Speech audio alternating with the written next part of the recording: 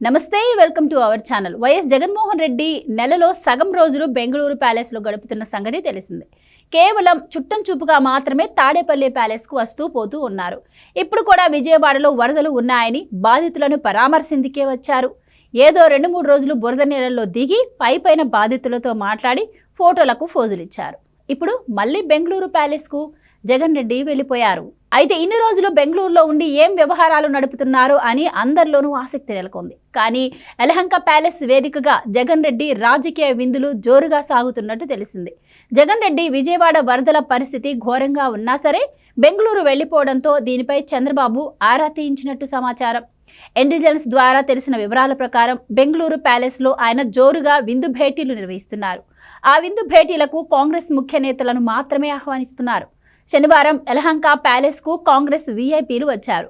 వారెవరైనా దానిపై స్పష్టత లేదు, కానీ డీకే శివకుమార్ ఉన్నారని వైసీపీ వర్గాలు చెబుతున్నాయి. కాంగ్రెస్ దక్షిణాది వ్యవహారాలను డీకే శివకుమారే చూస్తున్నారు.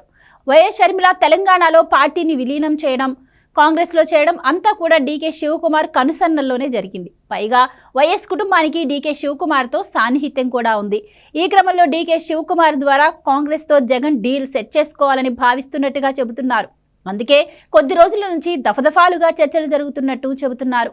2014కు ముందు కాంగ్రెస్ నుంచి విడిపోయిన తర్వాత జగన్ ఆ పార్టీపై వేసిన నిందలు అన్నీ ఇన్ని కావు. బీజేపీతో అంటకాగుతూ రాహుల్ పైన ఫేక్ న్యూస్ ప్రచారం చేశారు. పార్లమెంటులోనూ వైసీపీ ఎంపీల సాయంతో నెహ్రూను కూడా నిందించిన సందర్భాలున్నాయి. ఇలా చెప్పుకుంటూ పోతే వారు కాంగ్రెస్ నుంచే వచ్చారా అన్న డౌట్ చాలా మందికి వచ్చేది.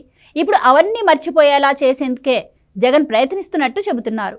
ఇప్పటి రాజకీయ పరిస్థితుల్లో బీజేపీ తనను ఆదరించే పరిస్థితి లేదు కాబట్టి రేపెప్పుడైనా తనను కూటమి ప్రభుత్వం అరెస్టు చేసినా సానుభూతి వచ్చేలా ఇండియా కూటమి తనకు మద్దతు ఉండేలా ఆయన మాట్లాడుకుంటున్నట్టు తెలుస్తోంది.